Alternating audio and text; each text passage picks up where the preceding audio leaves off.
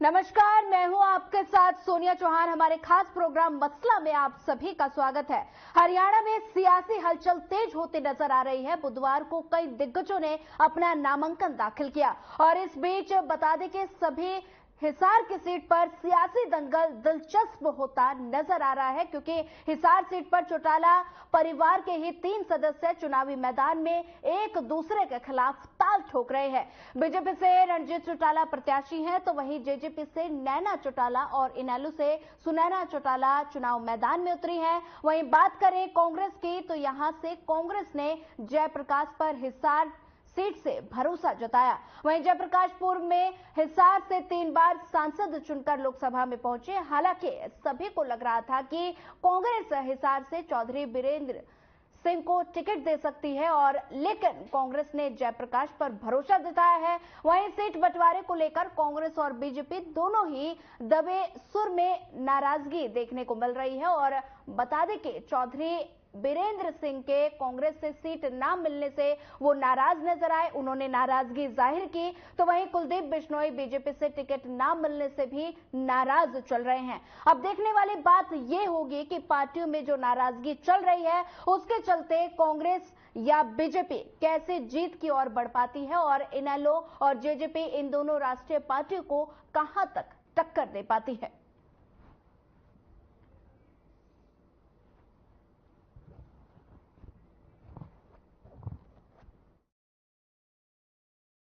गुड़गांव चाहता है कि ये जो राष्ट्रीय पार्टियों का लंबे समय से कब्जा है, इस कब्जे को छुड़वाकर युवा सशक्त नेतृत्व जो गुड़गांव का लंबे समय तक विकास में सहयोगी बने, उसको चुनने का काम करे। एक नारा था, Indira is India, India is Indira, और उस नारे के साथ कांग्रेस 77 के चुनाव में गई थी और लोगों ने उस नारे का क्या हाल किया।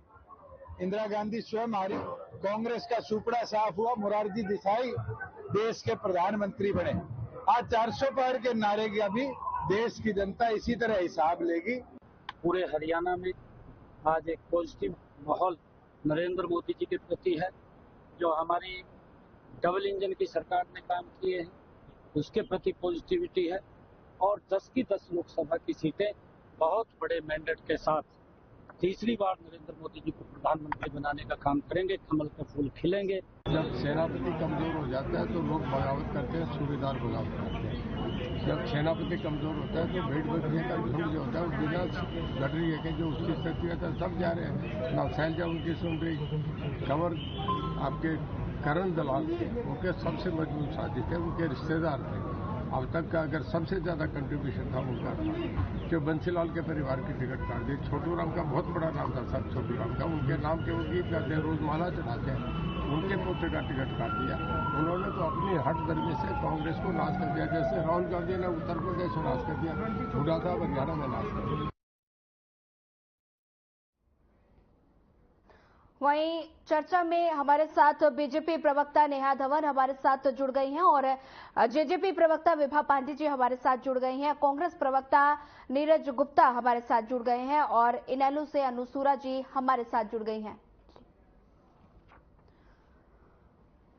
हरियाणा में सियासी हलचल तेज होती नजर आ रही है। बुधवार को कई दिग्गजों ने अपना नामांकन दाखिल किया और सभी हिसार सीट पर सियासी दंगल बता दें कि इस बीच दिलचस्प होता नजर आ रहा है। और क्योंकि हिसार सीट की अगर बात की जाए तो हिसार सीट पर चौटाला परिवार के ही 3 सदस्य चुनावी मैदान में एक दूसरे के खिलाफ अपने ताल ठोकते नजर आ रहे हैं। वहीं बीजेपी से रणजीत चौटाला प्रत्याशी हैं, और साथ ही जेजेपी से नैना चौटाला और इनेलो से सुनैना चौटाला चुनाव मैदान में उतरी हैं। और वहीं बात की जाए कांग्रेस की, तो यहां से कांग्रेस ने जयप्रकाश पर हिसार सीट से भरोसा जताया है।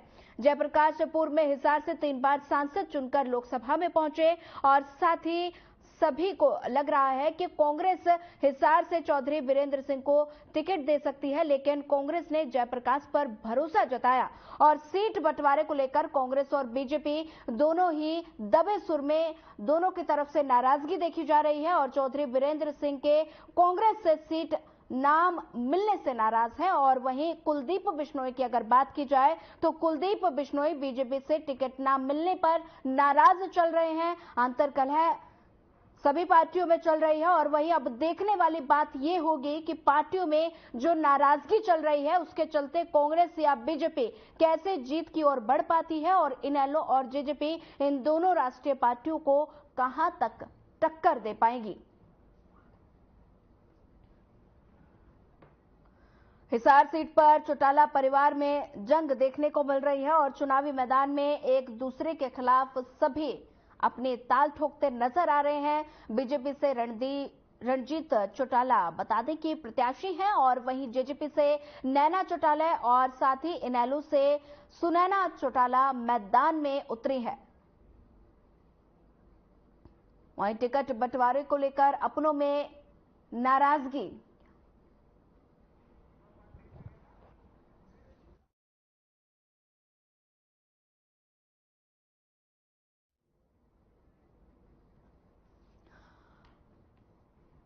हरियाणा में सियासी हलचल तेज होती नजर आ रही है। बुधवार को कई दिग्गजों ने अपना नामांकन दाखिल किया, तो वहीं इन सभी में हिसार की सीट पर सियासी दंगल दिलचस्प होता नजर आ रहा है, क्योंकि हिसार सीट पर चौटाला परिवार के 3 सदस्य हैं। चुनावी मैदान में एक दूसरे के खिलाफ जो अपने ताल ठोक रहे हैं। बीजेपी से रणजीत चौटाला प्रत्याशी हैं, तो वहीं जेजेपी से नैना चौटाला और इनेलो से सुनैना चौटाला मैदान में उतरी हैं।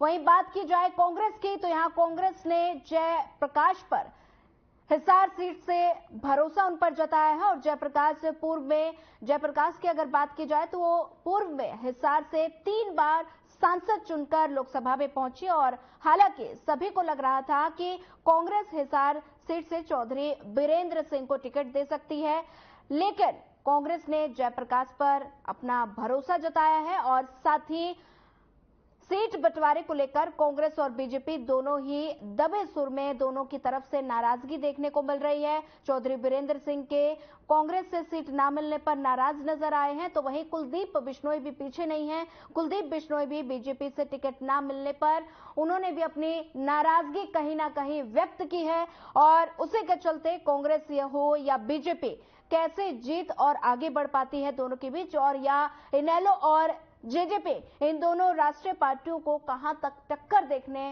दे पाती हैं, ये तो देखने वाली बात होगी।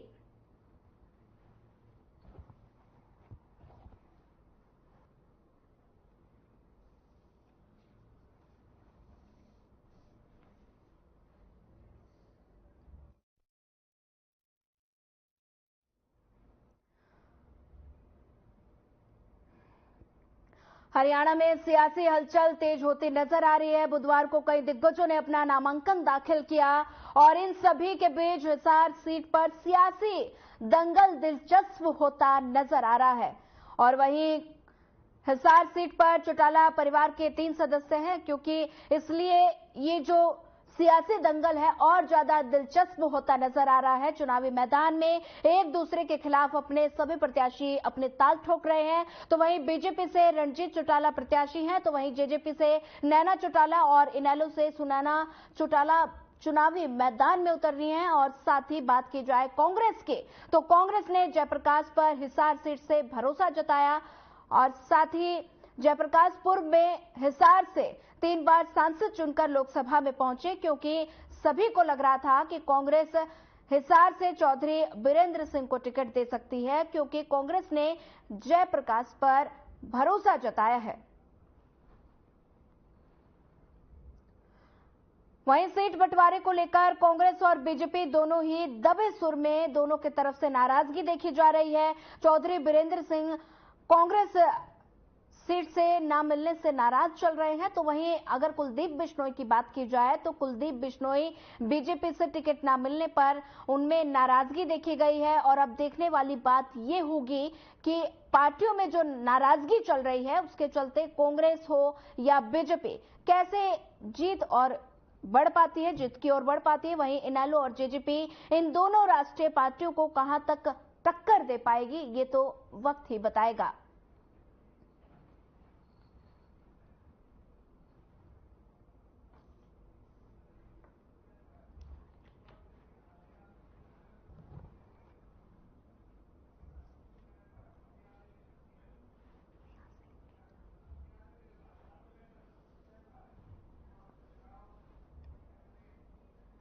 वहीं चर्चा में हमारे साथ बीजेपी से नेहा धवन प्रवक्ता जुड़ गई हैं और जेजेपी से बता दें कि उमेश भाटी हमारे साथ जुड़ गए हैं और कांग्रेस से नीरज गुप्ता हमारे साथ चर्चा में बन गए हैं। इनेलो से अनुसूरा प्रवक्ता हमारे साथ बन गई हैं। सबसे पहले आप सभी का इस चर्चा में जुड़ने के लिए सबसे पहले आप सभी का स्वागत। वही सबसे एक एक क्वेश्चन मैं सबसे पहले लेना चाहूंगी। वही बात की जाए, बीजेपी प्रवक्ता धवन जी हमारे साथ बनी हुई हैं। धवन जी, हिसार सीट की अगर बात की जाए तो रणजीत चौटाला ने आज नामांकन जो है वो भर दिया है और वही लेकिन इस सीट की दावेदारी ठोक रहे कुलदीप बिश्नोई नामांकन के दौरान नजर नहीं आए, क्या वजह?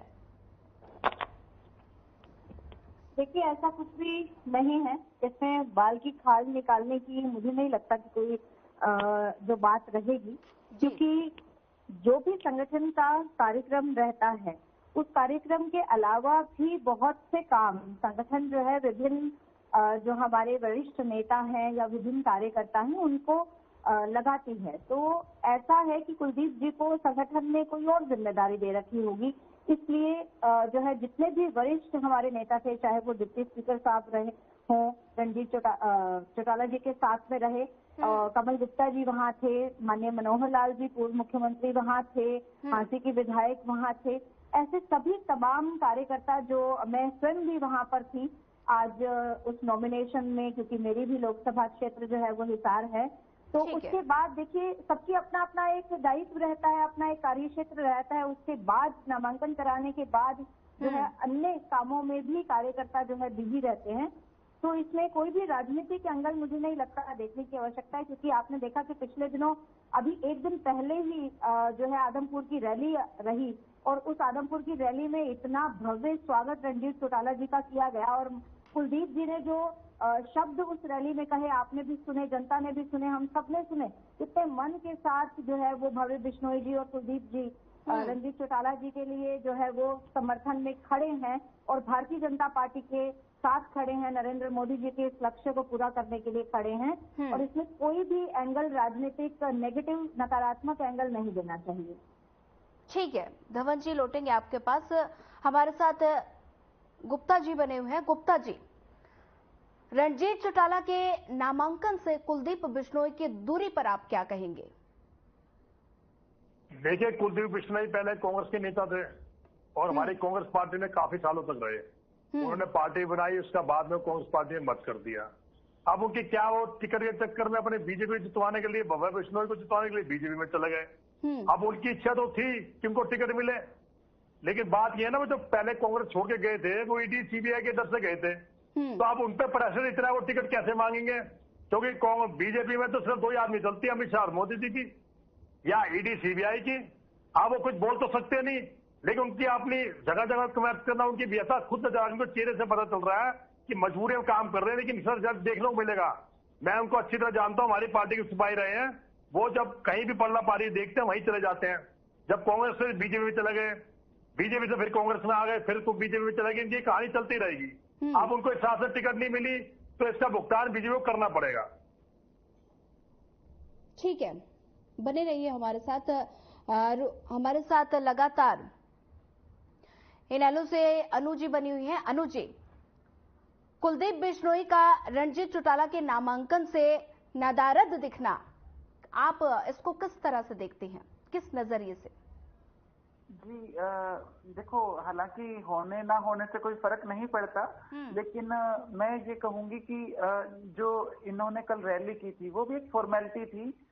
जैसा मेरे भाई ने कहा कि ईडी का दबाव है, तो ईडी के दबाव में इन्होंने भाजपा तो ज्वाइन कर ली है, लेकिन देखो जो वोटर होता है या वर्कर होता है वो गुलाम नहीं होता है। ठीक है, कुलदीप पे ईडी का या कोई भी दबाव था, जनता पे कोई दबाव नहीं है। तो जिस तरह से उस रैली के अंदर 600 कुर्सियां लगा के रैली की गई, जिसे प्रचारित किया गया कि आदमपुर ने स्वागत किया है चौटाला साहब का, ऐसा नहीं है। रणजीत चौटाला का भारी विरोध पूरे हिसार लोकसभा में है और मेरी बहन ने कहा कि कुलदीप जी संगठन के और काम करने में व्यस्त होंगे और काम करने के लिए आपने छोड़ा ही क्या है। जिस तरीके से मैं तो ये कहूंगी कि एक परिवार जो कभी टिकटें बांटता था एक टिकटें बांटने वाला परिवार आज इस परिस्थिति में पहुंच चुका है कि वो खुद की टिकट के ही लाले पड़े हैं। और मैं पुनः कहूंगी कि कारण जो है वो है भाजपा। भाजपा को तो मैं कहूंगी एक अमर बेल होती है जो कि पेड़ों पे चढ़ती है और पेड़ों को सुखा देती है। तो भाजपा तो वो अमर बेल है कि जो भी भाजपा से जुड़ेगा उसे भाजपा खा जाएगी, नष्ट कर देगी। इस भाजपा, आप राजनीति छोड़ दो वो बेहतर है, लेकिन भाजपा में अगर कोई शामिल हो गया वो गया काम से। अभी नवीन जिंदल जी को भी इन्होंने इसी तरह से, प्रधानमंत्री जी कोयला चोर कहते थे कि इनकी तिजोरी के अंदर 30,000 करोड़ का कोयला पड़ा है, ये तो कोयले के दलाल हैं, कोयले की दलाली में इनका मुंह काला है। और आज उसी कोयला चोर को इन्होंने प्रत्याशी बनाने का काम किया है। तो भाजपा के अंदर कुछ नहीं बचा है। 60% कैंडिडेट हरियाणा में इन्होंने दूसरी पार्टियों से उठाए हैं, चोरी किए हैं, उन्हें वॉशिंग मशीन में धोया है। ये कहते हैं, सुनिए धवन जी आपका समय आएगा, ये कहते हैं कि हम हिंदुस्तान का नहीं विश्व का सबसे बड़ा संगठन है। लेकिन आज कैंडिडेट की कैलकुलेशन सरासर गलत है, गलत साबित करूंगी। आपको मैथ नहीं आता, मुझसे सीखना पड़ेगा। धवन जी आपके पास आपका भी मैथ धवन जी मैं आपकी तकलीफ समझ सकती हूँ। 60% कैंडिडेट इनको बाहर से लेने पड़ रहे हैं, एक विधायक के बल और पर उसके बाद भी कहते हैं कि हम विश्व की सबसे बड़ी पार्टी है, पन्ना प्रमुख हमने बना रखे हैं। जनता आपसे पन्ने फाड़ेगी। ये जो पन्ना प्रमुख वोट हो गया हरियाणा तो नहीं बन जा रहा है पन्ना प्रमुख, पन्ने बिखेरेगी। जाहिर है धवन जी मानसिक संतुलन मत खोइए, तमीज से डिबेट करना सीखिए। आप अपनी बारी में बोलिएगा, आपको समय दिया जाएगा। धवन जी बात करिएगा, आपको समय दिया जाएगा। भाजपा की बकवास हो चुके हैं, कोई इंटरेस्ट नहीं है भाजपा का सत्संग सुनने में। ये जो आपको सत्संग सिखा के डिबेट में बिठाया जाता है, ये सत्संग कहीं और करिएगा। हरियाणा वाले आपके सत्संग में इंटरेस्टेड नहीं है। ये पार्लियामेंट की सरकार है, इसे देखने में, सुनने में, आपके प्रवक्ताओं को सुनने में कोई रुचि नहीं है। इनके पन्ने फाड़ के हरियाणा फंसेगा। गाँव के अंदर आपके प्रत्याशियों को घुसने नहीं दिया जा रहा। आपकी क्या मजबूरी हो सकती है? धक्के मार मार के हरियाणा आपको निकाल रहे हैं। पार्टी का प्रवक्ता होने के नाते आपको जन समर्थन आप दोनों बोल रहे हैं, किसी की बात समझ में नहीं आ रही है, किसी की भी बात समझ में नहीं आ रही है। एक विधायक जब आपके पास में बच जाए तो पार्टी के साथ कहाँ बचेगी? प्रवक्ताओं के बल पे ही बचेगी। आपकी मजबूरी धवन जी आपको मौका दिया जाएगा, अपने पॉइंट्स नोट कर लीजिए। सबसे पहले मैं एक एक सवाल लेती हूँ, आपके पास फिर लौटूंगे। ठीक है सूरज जी, हमारे साथ आप बनी रहिए और रुक कर लेती हूँ यहाँ से हमारे जेजेपी से उमेश भाटी हमारे साथ बने हुए हैं। उमेश भाटी जी, हिसार से आपकी पार्टी की जो प्रत्याशी है नैना चौटाला यानी दुष्यंत चौटाला की माता जी, वो चुनाव लड़ रही हैं और रणजीत चौटाला और जयप्रकाश के सामने क्या वो जीत पाएंगे? कितनी सीटें आपके खाते में आ जाएंगी, क्या लगता है? देखिए, हर खबर के सभी दर्शकों को मेरा नमस्कार। अभी आपने बात शुरुआत की नैना चौटाला जी की, लेकिन उससे पहले मैं जो बात चल रही थी मैं उसका भी जवाब दे दूं। ठीक है। मैडम धवन जी बैठी हुई है। बीजेपी ने जिस तरीके से कांग्रेस के लीडरों को लेना शुरू किया, और ये वो कांग्रेस के लीडरान हैं जिन्होंने कांग्रेस के अंदर भी गुटबाजी की हुई थी पहले से ही। तो ये गुटबाजी वाले जो लोग हैं, ये आप गुटबाजी कर सकते हैं, तो ये बीजेपी में भी आकर उसी तरीके से जो गुटबाजी कर रहे हैं। तो ये ऐसा नहीं है कि इनका कोई मतलब कोई काम पड़ गया, क्योंकि जब उनके पास में कोई उनको किसी तरीके का भी कोई पद है ही नहीं उनके पास में, तो कहाँ चले जाएंगे वो। लेकिन फिर भी उनकी आदत है, क्योंकि उन लोगों ने कांग्रेस में यही किया है। उन्होंने कांग्रेस में इसी तरीके से गुटबाजी की है, तो इसलिए वो बीजेपी में आके गुटबाजी कर रहे हैं। मैंने इस बात का जवाब दे दिया है। लेकिन मैं आपको बता दूं, मैं आपको जो नैना चौटाला जी की बात की आपने, हरी चुनरी चौपाल जो शुरू हुई थी, और उस हरी चुनरी चौपाल के अंदर लाखों से लाखों महिलाओं को जो नैना चौटाला जी ने जोड़ा, और पीछे आपने देखा कि निक्का बुक में भी और उसमें भी जो रिकॉर्ड बना महिलाओं को जोड़ने का, वो नैना चौटाला जी के नाम पे रहा। तो ऐसी शख्सियत कि जिन्होंने एक एक महिलाओं को हरी चुनरी चौपाल में जोड़कर और उनको जो है एक हिम्मत दी, उनको बोलने की एक शक्ति दी, वो शख्सियत खुद जब इलेक्शन लड़ रही है, विधानसभा के इलेक्शन देखिए उन्होंने जीता, और उसके बाद में खुद जेजेपी की सरकार में भागीदारी के होने के बावजूद भी अपने इलाके के लिए उन्होंने आवाज उठाई। उन्होंने ये नहीं सोचा कि मेरा बेटा डिप्टी सीएम है, लेकिन अपने क्षेत्र के लिए उन्होंने वहां पर जो भी छोटे से छोटे काम था उसके लिए उन्होंने विधानसभा के सत्र में हर बार आवाज उठाई है। तो ऐसी शख्सियत को हम चाहते हैं कि वो जीत के जाए, क्योंकि हमारी मंशा है, जननायक जनता पार्टी की मंशा है कि हरियाणवी की आवाज और हरियाणा की आवाज भी लोकसभा में गूंजनी चाहिए। वहां भी हम लोगों की जो दिक्कतें हैं, राष्ट्रीय लेवल की जो दिक्कतें जो हमारे हरियाणा के अंदर हैं, उसको हम कैसे दूर कर पाएंगे? वो तभी हो पाएगी जब हमारी कोई शख्सियत, हमारा कोई एमपी जीतकर वहां पर पहुंचेगा। तो हमने इसीलिए नैना चौटाला जी को वहां पे लड़ाया है। वहां पे सुनैना चौटाला जी भी है वहां पर, और तीनों परिवार के सदस्य हैं। तो इसीलिए मैं किसी के लिए भी कोई बुराई नहीं करूंगा कि वो तीनों परिवार के सदस्य हैं। राजनीति अपनी जगह है, पारिवारिक स्थिति अपनी जगह होती है, और राजनीति में देखिए सबसे बड़ा फैसला, क्योंकि आज का समय वो नहीं है कि रानी के पेट से पैदा होने वाला ही राजा होगा। आज मत पेटियों से जिसको मत मिलेंगे वो राजा बनेगा। ठीक है। अगर वहां के क्षेत्र को लगता है कि हाँ, नैना चौटाला जी ऐसी शख्सियत है जो उनकी आवाज को उठा सकती हैं और वो उठाती हैं, तो उनको वहां पे भारी मतों से उनको जो है जीतेंगी, वो उनको वोट मिलेगा, और वोट मिलेगा तो अपने आप ही आपकी स्थिति आपकी 4 तारीख को आपके चैनल पे क्लियर हो जाएगी कि कितनी सीटें, कितने लोग हमारे निकल कर आ रहे हैं। लेकिन एक सोच जो दुष्यंत चौटाला जी की है, मैं आपके चैनल के माध्यम से बताना चाहता हूं। मैं 4 युवा चेहरे उन्होंने जो उतारे हैं, उन्होंने विश्वास जताया है युवाओं पे, क्योंकि युवा जब आएगा तभी हरियाणा बढ़ेगा, हरियाणा का जो गौरव है वो आगे बढ़ेगा। और एक सोच, नई सोच जब आती है तो नई सोच कुछ बदलाव लेकर आती है।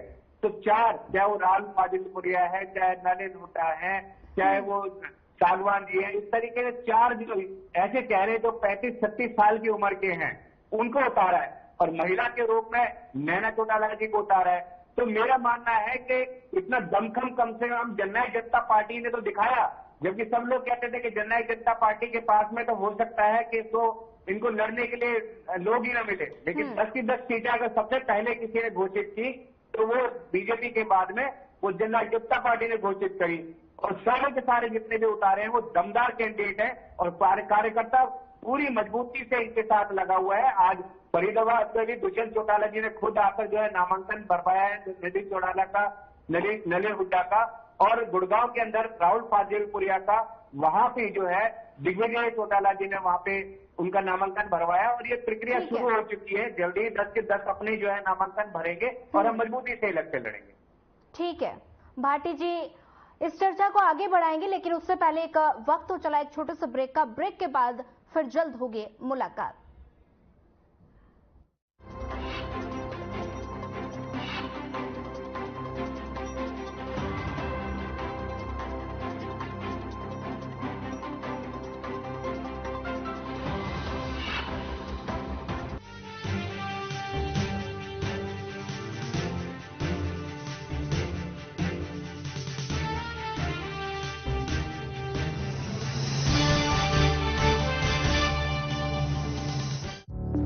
Through constant innovation, the group provides its clients with value-added, environment-friendly products.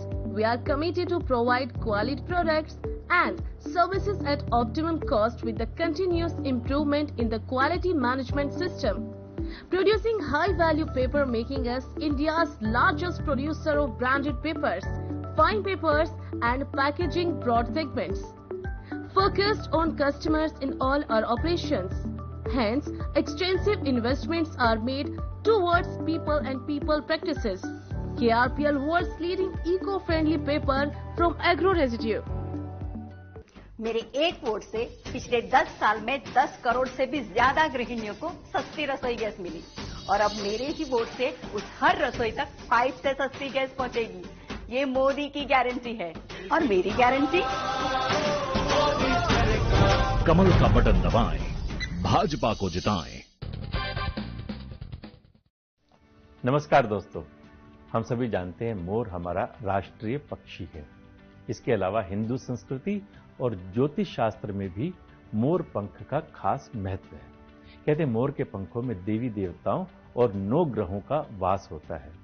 ज्योतिष के मुताबिक घर में विधिवत तरीके से मोर पंख स्थापित करने से सारे दुख दर्द और घर के सभी वास्तु दोष खत्म हो जाते हैं।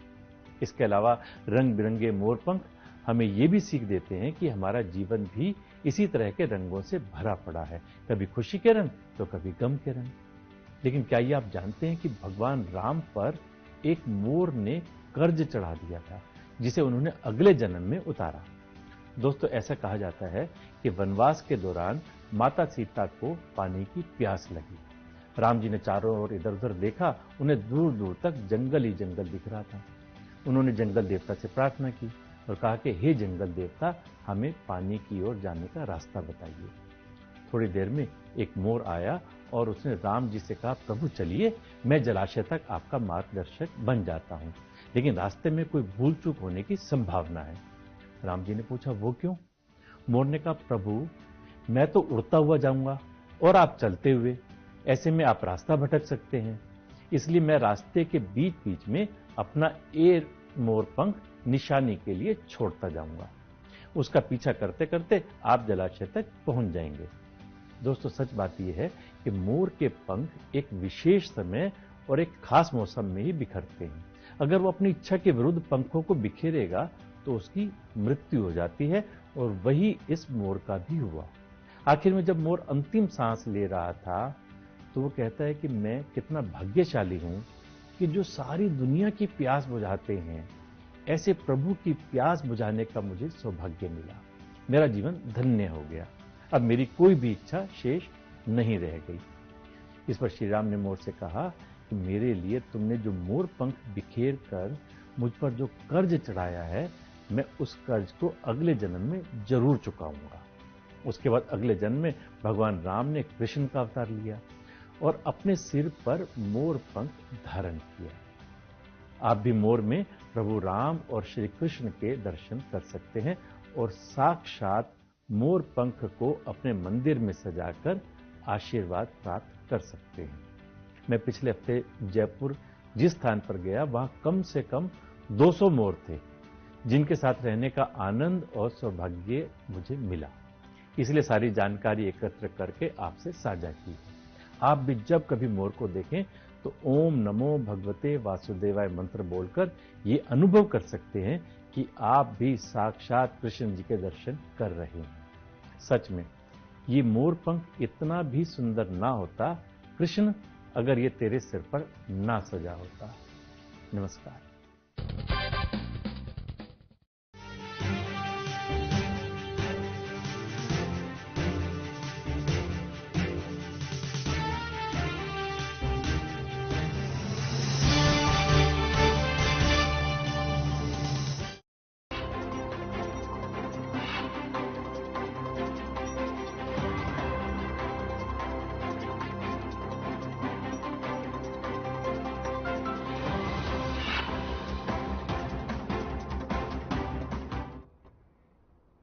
ब्रेक के बाद आप सभी का एक बार फिर स्वागत है। बढ़ते हैं चर्चा में आगे बढ़ते हैं और बता दें कि लगातार दल बदल की राजनीति देखने को मिल रही है। सभी पार्टियों में गुटबाजी नजर आ रही है और वहीं टिकट कटने पर नाराजगी भी जाहिर की गई है। वहीं अभी कांग्रेस प्रवक्ता को आप सुन रहे थे और साथ ही कांग्रेस प्रवक्ता ने, मैं सबसे पहले वापस सवाल लेना चाहूंगी धवन जी से। धवन जी, कांग्रेस प्रवक्ता को आप सुन रहे थे और लगातार आरोप प्रत्यारोप का दौर जारी है और वहीं बिश्नोई जी पर उन्होंने कहा कि जहां पलड़ा भारी होता है कुलदीप बिश्नोई जी वहीं चले जाते हैं। ऐसे में आप क्या कहेंगे, क्या रिएक्शन? कहीं इसी वजह से तो कुलदीप बिश्नोई का टिकट तो नहीं कटा? देखिए सोनिया जी, मैं छोटा छोटा रिएक्शन जो है वो सबकी बात पर देना चाहूंगी, क्योंकि सबने अपनी अपनी बात को कहा और मेरा जवाब देना उनको बनता है। कांग्रेस के प्रवक्ता बात कर रहे थे कि गुटबाजी करने वाले जो है इनको गुटबाजी किया और कभी किस पार्टी में जाते हैं, कभी किस पार्टी में जाते हैं। तो मैं उनको ये बता दूं कि देखिए, इस मामले में तो हुड्डा जी का कोई सानी नहीं है कि अपना कांटा निकालना हो, राजनीतिक कांटा निकालना हो तो उनका कोई सानी नहीं है।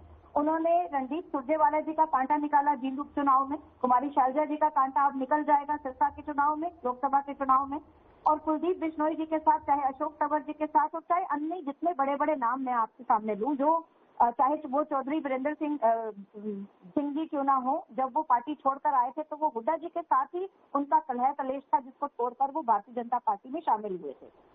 आज हुड्डा जी ने ये साबित कर दिया, इस लोकसभा सीट के चुनाव के जितने भी नाम प्रत्याशियों की कांग्रेस के आए हैं, उन्होंने ये बात सिद्ध कर दी है कि ना तो एसआर की गुत्थी चली है, केवल और केवल जो हुड्डा जी के समर्थक हैं, हुड्डा जी की चाटुकारिता कर हुड्डा जी की जय जयकार बोलकर जो व्यक्ति थे उनको टिकट दे दी। चाहे वो करनाल के प्रत्याशी हो, वो भी उनके आका भी, उनके सरगना कौन है? हुड्डा जी हैं। उनके राजनीतिक गुरु कहें या क्या कहें, लेकिन वो जितने उन्होंने हुड्डा जी के चक्कर काटे हैं उतना उनको फल मिला है कि उनको करनाल से कोई और प्रत्याशी मिल नहीं रही थे, तो सबसे ज्यादा जो वीक कैंडिडेट थे वो वहां पे करनाल से उन्होंने उतार दिए। जेजेपी के प्रवक्ता से मैं एक बात कहना चाहूंगी, आपसे ना तो अपने पार्टी के एमएलए संभाले गए, वो हमेशा आपके खिलाफ चलते रहे, ना आपके पार्टी के कार्यकर्ता संभाले जा रहे हैं। आज भी बजरंग लाल अग्रवाल आपके जो है व्यापार प्रकोष्ठ के जिला संयोजक रहे, वो आपको छोड़कर चले गए। आए दिन डेली कोई ना कोई आपको छोड़कर जा रहा है, तो जनता में विश्वास आपका किस तरह से बना रहेगा? यहाँ पर मैं एक बात स्पष्ट करना चाहूंगी सोनिया जी, क्योंकि मैं हिसार लोकसभा क्षेत्र से आती हूँ, हांसी मेरी विधानसभा है, और इस नाते भी और एक पॉलिटिकल लीगेसी होने के नाते, क्योंकि हिसार के प्रथम जो लोकसभा के सांसद रहे माननीय लाला अचिंत राम जी, मेरा उनके परिवार के साथ में मेरे परिवार का बहुत ही घनिष्ठ नाता है, संबंध है पुराना। उस नाते भी मैं हिसार लोकसभा की पूरी लीगेसी को समझती हूँ, पॉलिटिकल लाइनेज को समझती हूँ, पॉलिटिकल सिनेरियो को समझती हूँ, जनता के मत को भी समझती हूँ। पिछले 20 वर्षों से कांग्रेस हिसार लोकसभा में जनता का समर्थन नहीं जुटा पाई है। पिछले 20 वर्षों में आप देखिएगा कांग्रेस का प्रत्याशी तीसरे या चौथे नंबर पर आ रहा है। पिछली 2 बार के अगर आप प्रत्याशी उठाकर देखें, 3 बार के तो जमानत जब्त होती है, जमानत जब्त हुई है कांग्रेस के प्रत्याशी की। जेपी जी भी 20 वर्षों बाद आज हिसार लोकसभा में प्रवेश करेंगे। 20 वर्षों से पहले बने थे तो जेपी जी ही बने थे, लेकिन 20 वर्ष का अंतराल रहा, ना तो जेपी जी कहीं से जीत पाए, केवल एक बार वो इंडिपेंडेंट कैंडिडेट के रूप में आए थे, कलायत विधानसभा से शायद लड़ रहे थे, वहां से वो जीत कर आए, लेकिन कांग्रेस का समर्थन ले रहे थे तो जेपी जी भी हार रहे थे पिछले 20 वर्षों। तो आप देखिए कि हिसार लोकसभा ने सबसे बड़ी बात, यहाँ पर 9 विधानसभा आती है, 9 विधानसभा में 5 जगह पर बीजेपी के विधायक भी हैं। लगभग 51% वोट जो है वो बीजेपी को दिया 2019 के लोकसभा के चुनाव में, 51%, और में कांग्रेस को 15% वोट मिला। इतने सब बैकग्राउंड के बाद आज कांग्रेस का प्रत्याशी कैसे भारतीय जनता पार्टी के सामने खड़ा हो सकता है? जेजेपी के समर्थन में कैसे लोग आ सकते हैं जब उनके जवाब ले लेते हैं धवन जी। एक छोटी सी बात और रह गई, आईएनएलडी के प्रवक्ताओं को एक बात मैं कहना चाहूंगी, आपकी तो मजबूरी जग जाहिर है, आप हमारे ऊपर क्या उंगली उठाएंगे? आपके पास एक विधायक नहीं है, और उस विधायक के एक विधायक होने के साथ साथ दूसरा कोई नाम नहीं है आपके पास में, और आप बातें करते हैं बड़ी बड़ी। उसमें भी हमने आपको इतनी बड़ी टक्कर दी, 6200 वोटों का अंतराल रहा। ठीक है, उन्हीं से जवाब भी ले लेते हैं, रिएक्शन ले लेते हैं। ठीक है धवन जी, का सुपड़ा साफ है, आईएनएलडी का सुपड़ा साफ है। इस बार आईएनएलडी का एक भी विधायक आप देखिएगा 2024 के चुनाव में बचेगा नहीं। ठीक है धवन जी, लौटेंगे आपके पास। हमारे साथ अनु जी लगातार बनी हुई है। अनु जी, लगातार तमाम तरह के आरोप प्रत्यारोप का दौर जारी है, और वहीं अभी आपने सुना बीजेपी की प्रवक्ता को, वो कह रही हैं कि आईएनएलडी का सुपड़ा साफ है। क्या कुछ रिएक्शन? नहीं, मैंने नहीं सुना, मेरे को इनका सत्संग सुनने में कोई इंटरेस्ट नहीं है। मैं तो सिर्फ इनकी बात को स्पॉइल करना चाहती थी। जिस तरह से इनका रवैया रहता है, इनको सिखा के भेजा जाता है कि कोई प्रवक्ता बोले तो बीच में कचर कचर मचाओ और किसी की बात दर्शकों तक ना पहुंचने दो। इनके बीजेपी के हर प्रवक्ता की ट्रेनिंग ही ये है। ये लोग बदतमीज लोग हैं, इनको डिबेट करने की तमीज नहीं है। सब लोग शांति से सुनते हैं, लेकिन ये कभी नहीं सुनते, इसलिए मैं इन पे कोई रिएक्शन ही नहीं देना चाहूंगी। ये डिजर्व नहीं करते। चंदा चोर तड़ी पार। उसके बाद मैं आना चाहूंगी जेजेपी के प्रवक्ता भाई पे, जिन्होंने हरी चुनरी चौपाल का जिक्र किया। तो भाई मैं आपको बता दूं कि हरी चुनरी चौपाल नहीं, अब आप हरी और पीली चुनरी चौपाल करो। जब तक हरी चुनरी ओढ़ते थे तब तक तो बहुत आपकी एक औकात थी हरियाणा में। अब हरी और पीली चुनरी चौपाल करके देखो जो आपने पार्टी का रंग बनाया है। और मैं बता दूं आपको कि हरी चुनरी चौपाल सबसे पहली मेरे पैतृक गांव जुगलान में हुई थी। मैं उसी गांव से हूं, अब घुस के दिखाओ उस गांव के अंदर किस तरह का रिएक्शन जनता देगी। इन्होंने कहा कि लिम्का बुक ऑफ रिकॉर्ड्स में हमारे नेता का काम दर्ज हुआ है, तभी तो लिम्का पिला रहे हैं ना गांव के अंदर। अब लिम्का पिला पिला के स्वागत कर रहे हैं ना, माफी मांगते फिर रहे हैं आपके नेता। आपने बात करी नैना चौटाला जी की, उन्होंने किसानों से माफी मांगी है और आप कहते हो कि हम किसानों के लिए काम कर रहे हैं, तो माफी मांगने की क्या जरूरत पड़ी। इन्होंने कहा युवा चेहरे हमारी पार्टी के अंदर आए हैं। एक युवा ने हरियाणा का भट्ठा बिठाने में कोई कसर छोड़ दी है क्या, जो और युवा लेके आए हो? और युवा भी कैसे कैसे ढूंढ के लाए हो जो गंदे गंदे गीत गाते हैं, जो हमारी संस्कृति को बिगाड़ रहे हैं, हमारे युवाओं को बिगाड़ रहे हैं। इस तरह के अभद्र गीत गाने वालों को तो आप भीड़ जुटाने के लिए इकट्ठा करते हो। जो हालात हैं जेजेपी की वो सबको पता है। ये रिएक्शन मत दो धवन जी, कोई इंटरेस्ट नहीं आपके रिएक्शन में। उसके बाद मैं आना चाहूंगी कांग्रेस के, हाँ सुन लिया, आपको बहुत सुन लिया, पूरा हरियाणा सुन रहा है। जेपी और हुड्डा के कनेक्शन की, ये वही जेपी साहब है जिन्होंने टिकट कटने पे हुड्डा को कितनी गालियां दी, वो हुड्डा साहब को भी पता है और जेपी साहब को भी पता है, ऑन रिकॉर्ड है। जब इनकी टिकट कटी थी कलायत की, तो किस तरह आप लोग भी बात करिए, नेताओं की बिना चापलूसी आपकी पार्टी में कुछ नहीं मिलेगा आपको। कीजिए तड़ी पार बेशरम है आप, बेशरम है आप। भाषा की मर्यादा बनाए रखें धवन जी, भाषा की मर्यादा बनाए रखें। भाजपा से बेशरम कोई हो सकता है? क्यों सुने आपकी बकवास रोज की रोज? जब देखो डिस्टर्ब करने के लिए आप बकवास कर रही होंगी, हम तो बात कर रहे हैं बहन जी, बहन जी हम तो बात कर रहे हैं, अपनी बात रख रहे हैं। आपकी तरह बोलना नहीं जानते हैं, मैं बिल्कुल आपकी तरह लोगों को पीटना भी नहीं जानते हैं। करेगा आप जज नहीं है, अपने टाइम पे बोला करिए। ठीक है, लौटूंगी आपके पास। जेजेपी से रिएक्शन ले लेते हैं, क्या कुछ कहेंगे भाटी जी? मैं वैसे आज इनेलो के ऊपर कुछ कहना नहीं चाह रहा था मैं इस डिबेट के अंदर, क्योंकि इनके बारे में कुछ भी कहना अननेसेसरी का टाइम का वेस्टेज है। अच्छा। लेकिन चलिए, लेकिन अगर बहन ने कोई बात कही है तो मैं आपको बता दूं कि जब जननायक जनता पार्टी अलग बनी थी इनेलो से, तो इनको झंडा डंडा, इनको चश्मे का निशान, ऑफिस जो बने हुए थे, सब इनको हैंडओवर करके हम लोगों ने एक अलग पार्टी बनाई थी, युवाओं की पार्टी। सभी लोगों ने कहा था बच्चे क्या करेंगे, लेकिन उन्हीं बच्चों ने पहले इलेक्शन में 10 विधायक जीते इन्होंने, और 10 विधायक बनने के बाद में भाजपा के साथ में मिलकर 4.5 साल बहुत तरीके से और हरियाणा का विकास किया। और 4.5 साल में उप मुख्यमंत्री के तौर पे दुष्यंत चौटाला जी ने जितने भी बेहतर डिसीजन हो सकते थे वो लिए। तो इन बच्चों ने जो करके दिखा दिया, वो इंडियन नेशनल लोकदल के जो ये इनके पास में जो एकमात्र विधायक है जिसको लेकर ये घूम रहे हैं, और सबसे पहले वही विधायक बना, उसी को एमपी का टिकट दे दिया, तो इनके पास में इसके अलावा कुछ है नहीं। तो मैं आज बोलना नहीं चाह रहा था इनके बारे में, लेकिन उन्होंने बात शुरू करी है तो मैंने इनको बता रहा हूँ। हरी चुनरी चौपाल जो शुरू की थी वहां पे, तो अब जो है उसके बाद में हरी पीली चल रही है मैडम। ऐसा नहीं है कि हरी चल रही है, लेकिन चल पूरी तरीके से रही है। हवा चुनरी की जो है पूरी फैल रही है और वो सीट निकाल के देगी। और साथ में बात करूं भारतीय जनता पार्टी की, हमारी बहन धवन जी ने बात रखी कि इनके विधायक नहीं रुक पा रहे हैं, इनके कार्यकर्ता नहीं रुक पा रहे हैं, तो मैं आपको बता दूं अभी 3 दिन पहले कांग्रेस से नाराज होकर करण सिंह दलाल ने जो है बहुत बड़ी पंचायत करी फरीदाबाद में, और उसमें इनके जो साथ रहे शुरू से ही, और इनके विधायक तो हालांकि इंडिपेंडेंट जीते थे लेकिन इनके समर्थन में रहे, और उसके बाद उन्होंने बीजेपी ज्वाइन कर दी थी। शेखचंद शर्मा जी खुलेआम उन्होंने भारतीय जनता पार्टी का वहां पर बैठ के विरोध किया है। अभी कल ही सुभाष चौधरी जो भारतीय जनता पार्टी के अंदर है, पलवल से पूर्व विधायक भी रह चुके हैं, वो भी एक बहुत बड़ी जो है पंचायत करने जा रहे हैं। और ऐसे अनगिनत नाम है, शायद आपके कहो तो मैं आपको व्हाट्सएप भी कर दूंगा मैडम, क्योंकि टाइम ज्यादा वेस्ट करना फायदा नहीं है यहाँ पे, लेकिन अनगिनत ऐसे नाम हैं जो कि भारतीय जनता पार्टी के पूर्व विधायक रहे हैं, पूर्व में बड़े बड़े लेवल पे पदाधिकारी रहे हैं,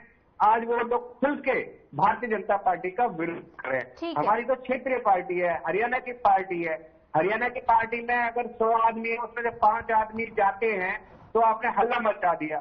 और आपका तो ये पूरे भारत के अंदर कहां से कहां तक का आपको कितना गिनवाए, कितने लोग छोड़ के जा चुके हैं, कितने लोग जो है पदाधिकारी छोड़ के जा चुके हैं। तो इन बातों पर मत जाइए। ये इलेक्शन का समय है, इलेक्शन का दौर है। इलेक्शन के दौर में जो स्वार्थी लोग हैं वो इधर से उधर जाते हैं। वो आपकी पार्टी में भी जा रहे हैं, कांग्रेस में भी जा रहे हैं, इन्होंने से भी जा रहे हैं। तो इसमें आप नसीहत मत दीजिए हमारे को। इसमें आप अपनी गिरवान में झांक के देखिए, आप अपनी लिस्ट तैयार करिए कि आपके कितने लोग जा चुके हैं। और ये भी समझदारी है कि आप कभी भी जब भी आप आए प्रवक्ता के तौर पे तो शांत रहना सीखें, क्योंकि आपकी सब बातें ध्यान से सुन रहे हैं। आपने जो भी आरोप लगाए बीच में कोई नहीं बोला, तो इसलिए आप सुनने का मादा रखें, क्योंकि आप भी प्रवक्ता है, हम लोग भी प्रवक्ता हैं। हम अपनी पार्टी की बात रखते हैं, आप अपनी पार्टी की बात रखिए। इसमें कोई दिक्कत थोड़ा है। यहाँ हम पर्सनल झगड़ा करने के लिए तो आए नहीं ना यहाँ पे, लेकिन बीच में बोलकर कोई फायदा नहीं है। आपका समय, आपको भरपूर समय मिल रहा है, आपको हमें भी समय मिल रहा है। तो इसीलिए जननायक जनता पार्टी में फिर कहता हूँ, कुछ लोग गए हैं मानता हूं मैं, लेकिन उससे दोगुना लोग शायद भारतीय जनता पार्टी से जा चुके हैं। तो इसमें इनके बारे में कोई भी हम बहस करें, अपने लिस्ट अपने आप देख लें। ठीक है, भाटी जी लौटूंगे आपके पास। हमारे साथ लगातार कांग्रेस प्रवक्ता भी बने हुए हैं। गुप्ता जी, लगातार आरोप प्रत्यारोप का दौर जारी है और आपकी पार्टी पर सवाल उठाए जा रहे हैं कि टिकट वितरण में सिर्फ और सिर्फ भूपेंद्र सिंह हुड्डा की चली है। क्या कुछ कहेंगे? देखिए, ऐसा कुछ नहीं। पहले तो बीजेपी प्रवक्ता साथी को विनम्र निवेदन है कि आप एक प्रतिष्ठित चैनल पर डिबेट कर रहे हो, बीच में बोल के ऐसे अपनी मर्यादा ध्यान रखिए। ऐसे अच्छा नहीं लगता। नहीं, भाषण क्यों दे रहे? आपको पता चलेगा। मेरा काम है इस बात को रखना, मैं अपना काम कर रही हूँ। अगर आप लोगों को मुझे सीख के आना पड़ा, मेरी पार्टी कहेगी तो आपसे सीख भी लूंगी। लेकिन गलत बात मत करिए ना, ये आलतू फालतू का ज्ञान क्यों बांट रहे हैं आप? ठीक है गुप्ता जी, गुप्ता जी बोलिए, रिएक्शन दीजिए गुप्ता जी। आप इसे चुप कराइए मैडम। ये तो मैडम ऐसी है, इनको डिबेट बनाते पहले सोचा करो। उनको तमीज नहीं किससे क्या बात करनी है, आलतू फालतू ज्ञान बात करनी है। गुप्ता जी क्या बात नहीं सुन। भाषा की मर्यादा बनाए रखिए। भाषा की आप सभी से रिक्वेस्ट है, भाषा की मर्यादा बनाए रखें प्लीज। देखिए मैडम, जो मैं बीजेपी के साथी कुछ नहीं देखा, हमारी नेशनल लेवल की पार्टी है। हमारे जो भी पार्टी में डिसीजन होता है हाईकमान का आदेश होता है। इनके कहने से कुछ नहीं होता कि इनके कहने से कुछ नहीं होता। अरे आप बीच में बोलिए, आप बीच में बोलिए। ठीक है धवन जी, आपको पूरा समय दिया गया था।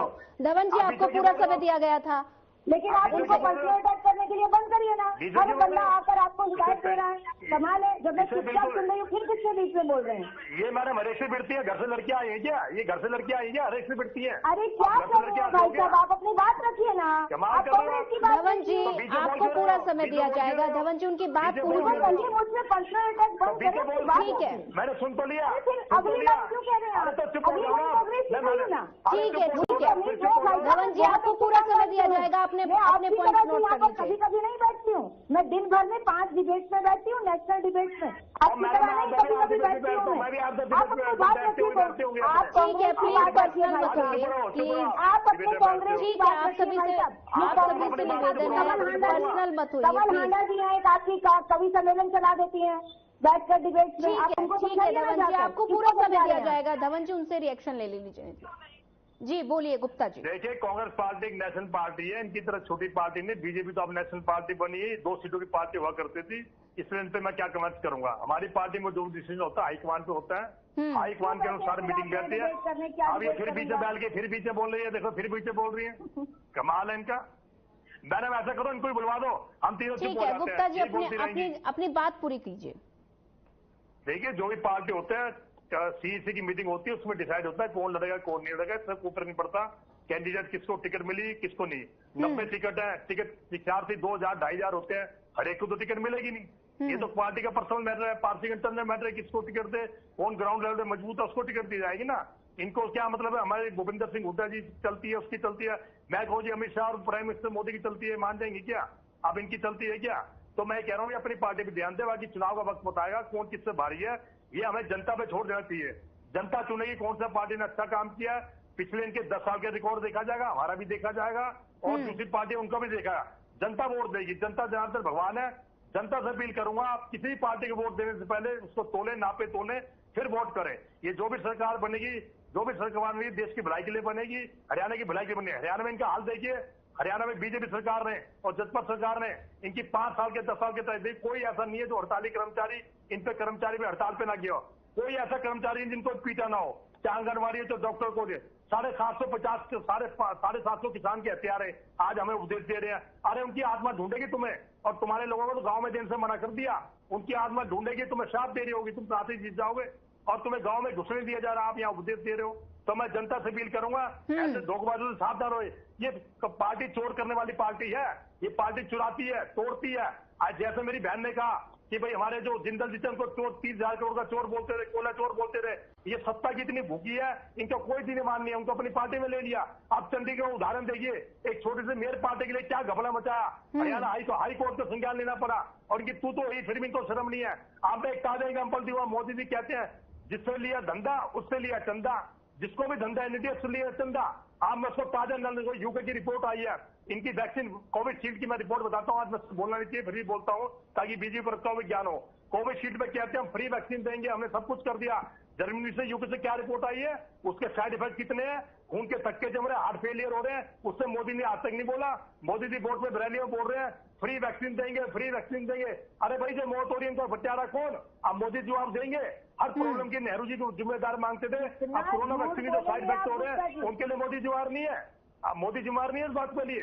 और कोरोना वैक्सीन से नहीं मैं बात कोरोना वैक्सीन से कंपनी कोरोना वैक्सीन कोविशील्ड बनाने से चंदा लिया और उसको दिया धंधा, उससे भी चंदा ले लिया जो फ्री में मौत बांट रहे हैं। आप मेरी बात से मत जाइए, यूपी की रिपोर्ट देखिए, यूपी देश तो बाहर का देश है, उन्होंने अदालत में क्या नोटिस दिया है कि इसके साइड इफेक्ट कितने, खून के थक्के जमने, हार्ट फेलियर की समस्या है। आप इन पे बोलिए, इनसे जवाब लीजिए। ठीक है, कौन सी रिपोर्ट की बात कर रही हैं ये? कहाँ की रिपोर्ट की बात कर रहे हैं ये? यूके की रिपोर्ट की बात कर रहे हैं, आपने पढ़ी नहीं क्या? आप इतने नेशनल डिबेट पे बैठते हैं, आपको पता नहीं क्या? अखबारों में देखा नहीं आपने? नहीं, आपने नेशनल डिबेट नहीं देखी अपनी, आप तो इतनी बड़ी डिबेट में बैठते भूल गए क्या? नहीं, इतनी बड़ी डिबेट में बैठते आपको पता नहीं है। आप तो कह रहे मैं 5-8 डिबेट में जाती हूँ, तो आपको ये चीज नहीं पता। सारे अखबारों में, सारे टीवी चैनल में। ठीक है, अनु जी लगातार हमारे साथ बनी हुई है। अनु जी, आपका क्या रिएक्शन है? आपने दोनों प्रवक्ताओं को सुना, आप क्या कहेंगी, क्या प्रतिक्रिया? जी मैं तो यही कहना चाहूंगी कि मेरे जो जेजेपी के प्रवक्ता भाई हैं उन्होंने मुझ पे कमेंट किया, इसलिए मैं उनका जवाब देना चाहूंगी। हालांकि मेरे को कोई इंटरेस्ट नहीं अब जेजेपी का बार बार नाम लेने में भी, लेकिन जब ये हमारा जिक्र करते हैं बार बार इनेलो का तो बोलना पड़ता है। इन्होंने ये कहा कि हम झंडा और डंडा छोड़ के गए थे।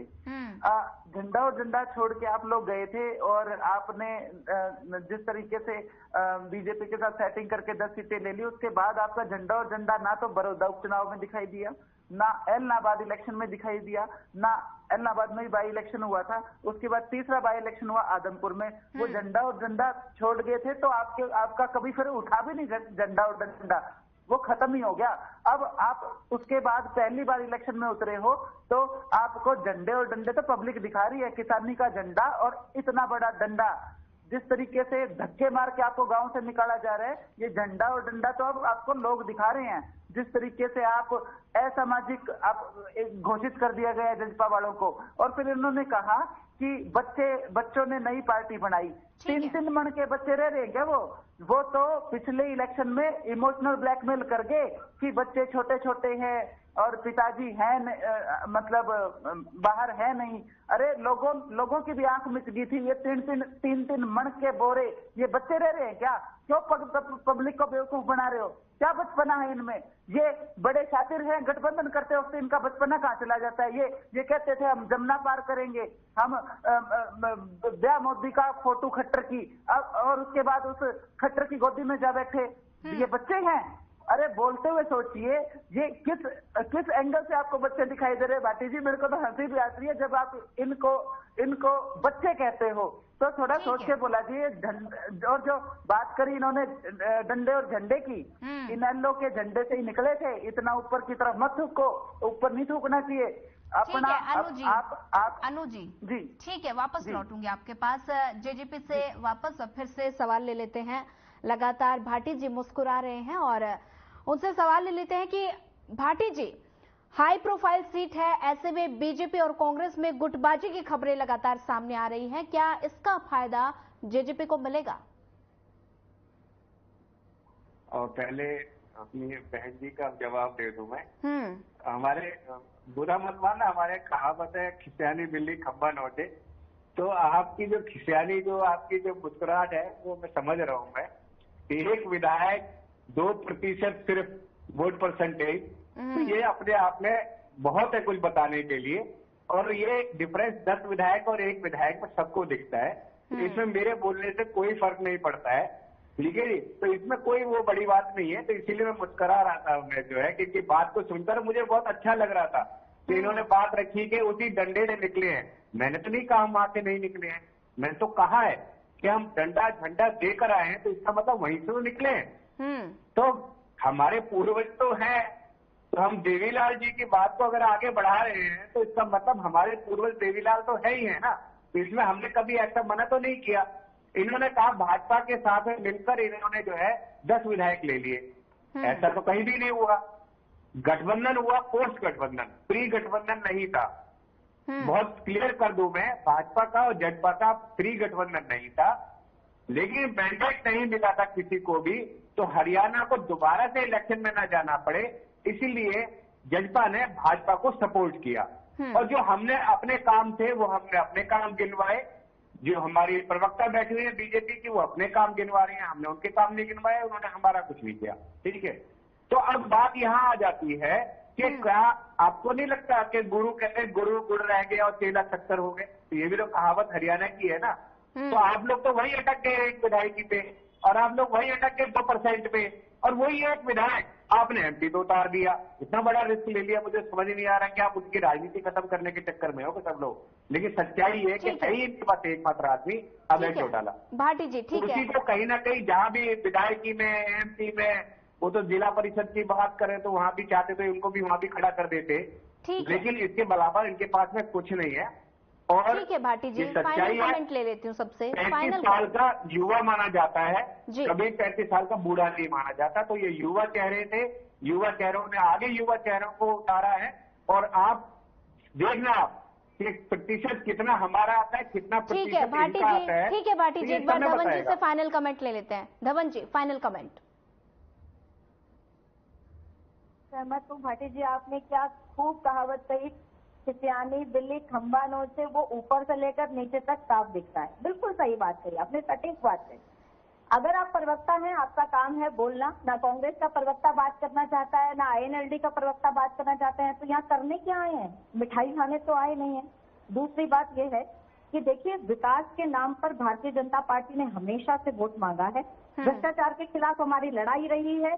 जनता को हमने निष्पक्ष सरकार दी है, निष्पक्ष युवाओं को नौकरियां बांटी है, बिना किसी भाई भतीजा वाद के, बिना किसी पैसे लेने देने के। क्योंकि चौटाला साहब की सरकार रही हो, चाहे कांग्रेस में हुड्डा जी की सरकार रही हो, सीएम हाउस से लिस्ट बनकर आती थी, जिसकी पहुंच सीएम हाउस तक थी, जिसकी पहुंच बड़े नेताओं तक थी। उस गांव के बच्चे लगते थे, लेकिन हमने निष्पक्ष नौकरियां दी, हमने घर बैठे बुजुर्गों को पेंशन दी, हमने अपने जो वादे किए थे वो वादे हमने पूरे किए। केंद्र की हमारी घोषणा पत्र में 2019 के घोषणा पत्र में 283 वादे थे, हमने 223 वादे उसमें से पूरे किए और बाकियों पर काम चल रहा है। मैं एक छोटी सी लाइन और कहना चाहूंगी कि कांग्रेस का कार्यकाल आप याद करें, 2005 से लेकर 2013 तक का कार्यकाल याद करें।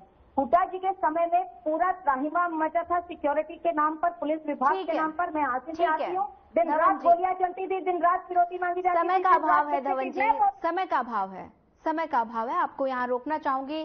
आप सभी का इस चर्चा में जुड़ने के लिए आप सभी का धन्यवाद।